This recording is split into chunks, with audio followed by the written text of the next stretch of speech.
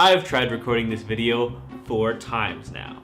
The first time, I realized that when you upgrade equipment and you get a new ring light, maybe it messes with the frequencies. But at the time, I didn't know that. So I just re-recorded it again because I realized the second time, oh, that is the problem. So then I re-recorded for a third time trying to use the same lav mic with my audio recording device. And I realized that, oh, it's just a shit mic. Now, I am for the first time in forever using my Rode microphone that I've had for a very long time and have only used in professional events such as this piece of that I made.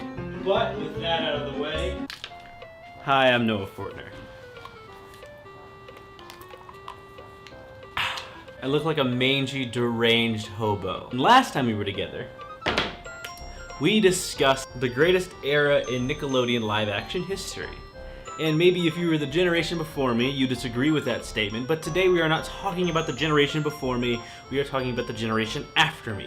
What did my younger brother, and as well all people younger than me, get after these shows went off the air, or remained on the air, or on Teen Nick, or whatever the Nick shows go to die? And we'll be discussing Nick's inability to stick with any new shows that they make, or at least not make any good shows that they did stick with anyway.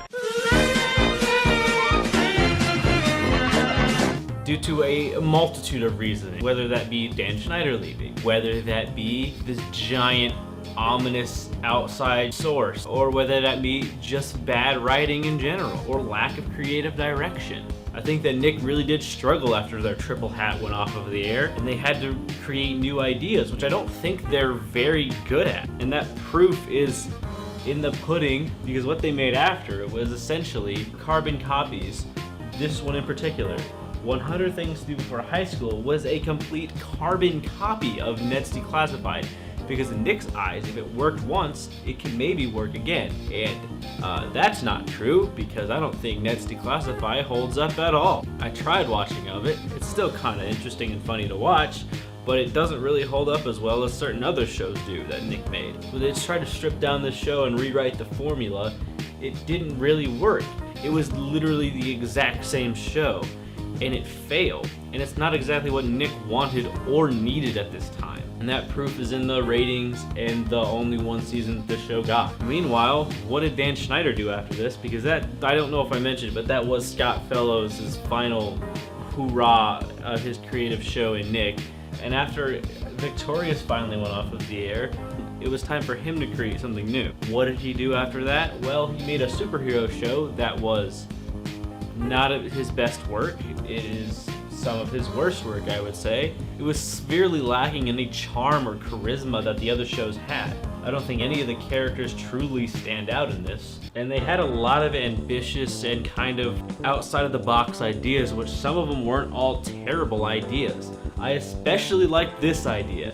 The idea of like to have some old jazz ghosts living in your attic for a kid's show seems kind of funny, but the writing wasn't funny, and the show wasn't funny, and the Thundermans, I think, seriously lacked from this as well. Sure, it was a superhero kids TV show, which I wasn't on really board with any of the supernatural superhero bullshit that they had going on, because I don't really think it looks great at all, and it kind of takes away from the actual show. Pushing that aside for a minute, we need to talk about the Thundermans, because it seriously suffers from victoriitis of the main character being the most unbearable and unwatchable character on your television show made around this character. Dear God, Phoebe is f***ing Tori cranked up to a f***ing 11.